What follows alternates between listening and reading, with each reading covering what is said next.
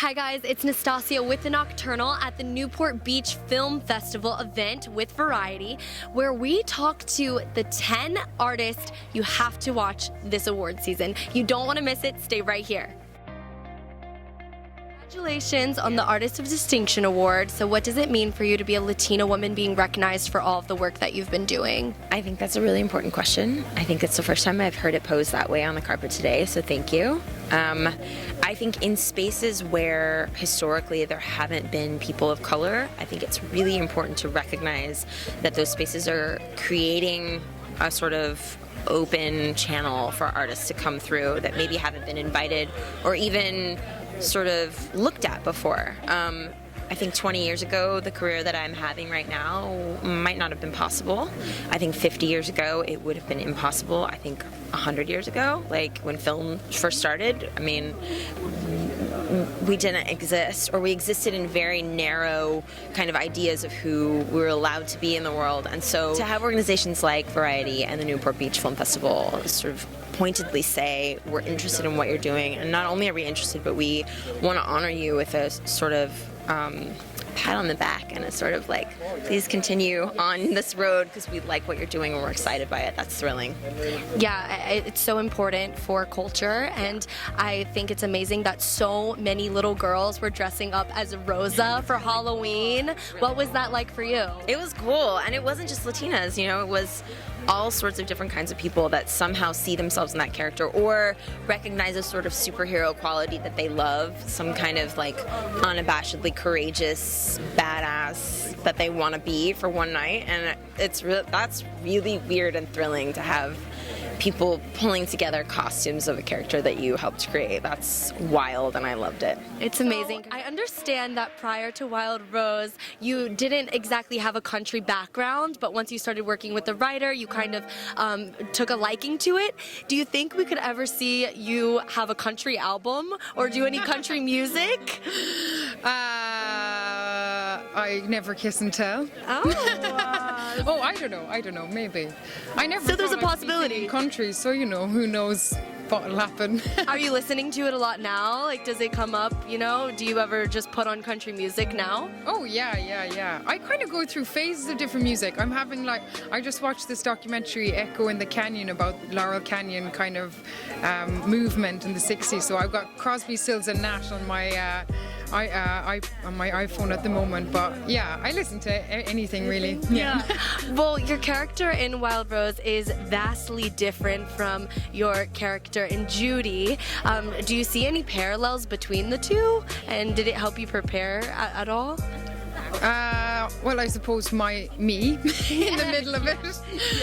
No, I think they're both different people and different rhythms and have different viewpoints on life, and I love that about them both. Like, I always want to go to a character that is as far away from the one that I've just been to, and I mean, Rosalind and Judy is far more organized and efficient than I will ever be in my life, never mind Rosalind. And Rosalind is definitely wilder, but maybe I think they probably could both enjoy a drink. Yes. And because they an hour of the day. Because they are so different, I think that is what speaks about your performance and why you are, 10 on the list of 10 to watch. What is it like for you to have received this kind of recognition, and what was your initial reaction? Genuinely it's a shock, because these things are just, you just never even think that will be something in your pocket. But I was riding my bike in London when they called me, and so I was kind of trying not to die and also being very excited. But it's an honor. It's a real honor to just, I don't know, be told that somebody's kind of putting a hand on your back saying you're doing okay and keep going, and I don't know, who knows. Congratulations. It is no surprise you're on this list. You're so incredible. What can you tease about A Quiet Place 2? I can't tease anything. I really want to, but no, just that I'm incredibly excited for it, and it's gonna be great. How was it getting back with Emily and John? great. I mean, it's you know, you don't have any of that small talk. You don't have any of that kind of like, hi, how are you? Nice to meet you. It's just straight into work and with this family that you've already built. And yeah, it was really fun. Awesome. And so what can you tell us about preparing for your role in Honey Boy? That's such an interesting psychological role. How did you prepare for it? I mean, a lot of the movie is the relationship between Shia and me, James and Otis. And so just spending time with him and gaining a trust with him and making sure I felt safe around him, because the scenes were pretty intense, the stuff that we had to go through together. So, you know, just making sure that connection was there, and it was, and it really paid off. And then it finally seems like you really are taking Hollywood by storm. What role would you like to play next? I mean, it seems like there's endless possibilities for you. Definitely a villain. Yeah. Definitely a villain, yeah. Villain. I do have a dark side. Oh, okay. Well, thank you so much. So nice to meet you. Laundromat. Talk to me about working with Meryl Streep. What was that like for you? Just a dream of dreams. Everything that you have thought she is, she is. She's just absolutely magical and just one of the loveliest human beings. And of course, in addition to being the greatest actress of all time, it was just amazing. I kept on pinching myself every day I was there. Did she give you any advice on set? Not that you needed, but did she give you any type of words of wisdom? You know, I think she's one of those women that just sort of lead by example, and just the fact that she's so kind, and just let that be a lesson to everyone that you could have the unbelievable talent that she has and still just have such a kind heart. And it would be wrong of me not to ask about life after Big Bang. What has it been like for you? You know, I'm forever grateful for that experience, and it was very bittersweet saying goodbye, but we're all excited about the next chapters, and of course it will always remain a very, very special place in my heart forever. Well, congratulations again. What does it mean to you to be here and for you to be recognized by Variety? Oh my goodness, it's such an honor, and I've dreamed about going into this field my entire life, so getting to have a day like this is just, I just pinch myself. I'm really thrilled to be here. So a last man standing in San Francisco, last black man, that's right, and that's important because it talks about gentrification and what it's like to be kind of exiled out of your home when those are the people that made the city what it is. Why was it important for you to tell this story? Oh, well, that particular story, I really enjoyed the refreshing point of view that it gave, especially for black male characters. Yes. It was about a young man that was fighting to hold on to his home, which is something that everybody wants across every nationality, color, religion. Everybody wants some place they can call home. And it showed his fight for that and his need for that and his desire for that, which is a human experience. So I felt that Joe Talbot, being a young director, was a great way of telling this story, and they brought me on and trusted me at A24 and Plan B. So yeah, I'd love to be a part of that. And congratulations on, you know, today being recognized. Your performance was incredible. What did you do to prepare for that role? Oh, I pulled from my black man in America experience, you know. As you should. Yeah, I mean, literally, you know, how the criminal justice system has a disproportionate number of how it treats some people. Pulling from that, pulling from my own family experiences, pulling from imagination of Brian Stevenson's book, Just Mercy, which is also a fantabulous read. Yeah. If you get a chance to read the book, do that. You'd love it. And yeah, pulling from the fabulous actors that were around me and the safe space that Destin Cretton created as the director, and it was a breeze. It was easy. And lastly, you mentioned Just Mercy that is coming out. We're very excited for it. This is a very serious role for Michael B. Jordan. What was it like working with him? Oh, it was phenomenal. Just to be a part of his voice and vision of the projects he'd like to put out there and being trusted with it was phenomenal. To see him work in front of the camera and behind the camera was inspirational. So yeah. Nastasia, it's so nice to meet you. Oh, thank you so much. I know, we both pulled up in the green. You see that? Some fashion for you, yes. Well, congratulations, first of all. Your performance in Loose, absolutely incredible. It's no surprise you were on this list. You had to tell a story that is from a lot of different perspectives. How did you prepare for that, knowing what you knew, but still having to shoot as if the audience didn't know? And if you haven't seen this, watch it and you'll understand.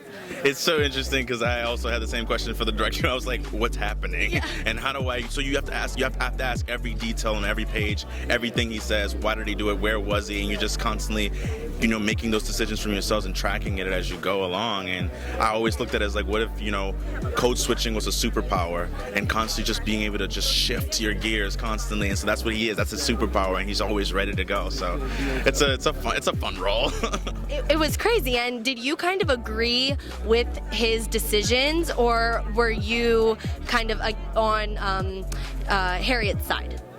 When I first read it, I was on Harriet's side. I think, I understand my dad's a school teacher, so I just had a personal connection with what that relationship is like between a teacher and a student. But, ultimately, my job as an actor is just to understand, and I really wanted to understand what Luce's perspective, and I grew to really appreciate where he was coming from. He's just trying to protect his future and protect this generation of kids that just want to be themselves and have an identity and not necessarily be put in that box that he talks about so much. So I get that, but I think that's the beauty of the film. We're constantly being pulled different sides and trying to navigate what everybody's different perspectives are in the world and life, And not being able to be put into those labels and those boxes. Exactly. So what does it mean for you to be here today and to be recognized for your performance? Because there was a lot of long shots that you couldn't hide a bad performance. Like, he did the thing. So what does it mean for you to be here? Oh, it's such an honor. I mean, that's so sweet. I'm so glad you like the movie so much. But I'm just so grateful to be here with so many. She looks amazing. Oh my God. I mean, and everyone's pulling looks. Like fits for days. But I mean, I just have so much respect for this publication, Variety, and just for these actors, and for the fact that the work that they're doing is meaningful, and we're constantly just redefining, what it means to be a human being right now. We're really just being innovative and raising the bar, and I'm just excited that people are recognizing the movies that I did, and they feel the same way about it. Well, congratulations. You're awesome. I'm so excited to see what you're doing next. What can we look forward to in this upcoming year? Well, we got Waves on November 15th. The Photograph comes out on Valentine's Day, and I did a rom-com with Dakota Johnson and Tracee Ellis Ross that comes out on May 8th of next year. So we got some stuff. You got some stuff to look forward to. Well, you're killing it. Congratulations. I hope you have the best day. Thank you so much. Yeah, so nice to meet you. Nice to meet you. Okay, I'm gonna be honest with you. The first time I found out, it is scary, but the first time I ever heard your name was on Instagram. Okay, I've been following you forever. Please give us tips on the perfect Instagram. I know that's not why you're here, but yeah, that is not why I'm here, but I'll give it to you anyway. Tips on a perfect Instagram. I don't know. I feel like good lighting and like an interesting photo. I'm not like, I don't think I'm great at Instagram. I will go disappearing for like a month and then just post 30 things in a row. So I'm not really the most consistent person on Instagram, but yeah, food posts are always good. Food posts, people. That's how you get them. Always get you the likes. That always get them. Well, you are incredible, and you have really had such a transformation this year. Congratulations on being recognized by Variety. It's really no surprise. Mickey and the Bear is incredible. What was it like taking that role? Was it intimidating? Yeah, it was scary as hell. That was like the scariest thing I've ever done, and I was like, I can't do this. So I guess that's like a good feeling before you start something. You're like, I'm totally terrified of this thing, and so that's why I did it ultimately. It was because I wanted to challenge myself as an actor, which is what all actors want, is to get the role that really pushes you. So that was kind of this for me, and it's just been like great. The response to it and the fact that I'm even here with the movie is more than we imagined. Well, you took it on, and it was amazing. Did your stepfather, Al Pacino, give you any advice into diving into acting? No, I work with my acting coach now, and he's awesome, and so I break down characters with him. And James Baggio, who played my father in the movie, was like such a great coach, and the director that I was like taken care of. Yeah. And then lastly, I don't know if you can talk about this, but we saw on social that you were at Justin Bieber and Hailey Baldwin's wedding. Yes, it looked amazing. How was it? It was amazing. I'm sure you guys all saw the pictures of her dress, and it's all over the internet, but she looked beautiful, and Savannah is such a beautiful place, and my friends got married, so I'm happy. Yeah. Did you have such a fun night? Yeah, there was like fried chicken and southern food, and I was so happy. I was like, I could spend some more time here. Look at your eyes with that dress, that color. Guys, Perfect. Alfie, she just complimented my eyes, so that just happened. Congratulations on the Icon Award. You are such an incredible inspiration. What does it feel like for you to go through your career and be here today and be receiving this award? Okay, that's 45 years worth of stuff. I don't know what to focus on. You know what? I live day to day. I stay in the present. You know, when I finish something, I don't see it again. I see it with the cast and crew screening. I don't see it again. What's lovely is people come up to me in airports around the country and around the world, and they'll say something that really touched them, and I'm like, oh yeah. So I share that with them, but I play characters. I bring human beings' voices forward, but I don't carry them with me. When I see it as a viewer as well, and I appreciate them. So it means it's in the eye of the beholder. I don't think of my career. I think of what I'm doing right now.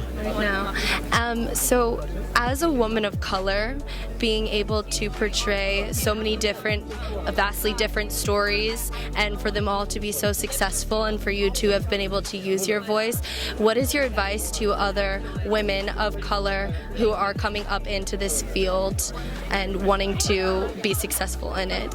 Well, I would say to any woman, and frankly any person, that you have to know who you are, and then be true to yourself. It doesn't mean it won't change, because hopefully we are growing and changing individually as we mature, but there is an essence to you of your beliefs and your ethics, and they can be anything, but just always be true to yourself. Don't try to imagine what somebody else wants to get what you want, because you'll always sleep well at night. So I say that to any human being, especially to young women, because the societies name us different things when we are actually being true to ourselves. And when you're being true to yourself, you don't have to even take offense at it. Just, that's just like, let it roll off of you, because, you might have tough roads to walk, but who else would not want to be as brilliant and full of fire and full of knowledge as a woman, and especially a woman of color? So you have to take all of it. Yes, that's an incredible answer. And lastly, because you are receiving the Icon Award, did you have any icons that you looked up to when you were first starting off that you still kind of look at today? I don't look at artists as icons. I look at all artists, no matter how mature they are, and I've had some great, beautiful sisters that have already gone on, or how young they are. Even if they are 8 years old and I'm working with them, they are my colleagues. My icons, if I could even say a word like that, but it also takes away their humanity, are people like Madiba. Nelson Mandela was somebody that I looked to. Barbara Jordan was somebody that I looked to. Fannie Lou Hamer. I look to people who make a difference for the lives that are in the balance every day. So Harriet just came out a few days ago. How does that feel for you?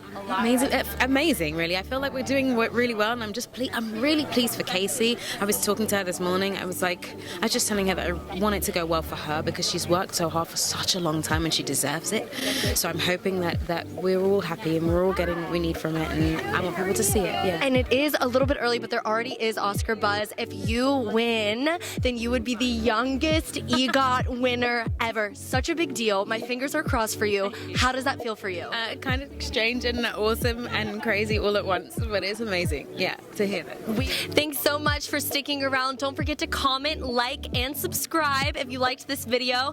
And there's going to be so much more coming to you right on The Nocturnal. And don't forget to follow me on social at Nastasia Taylor. See you guys next time.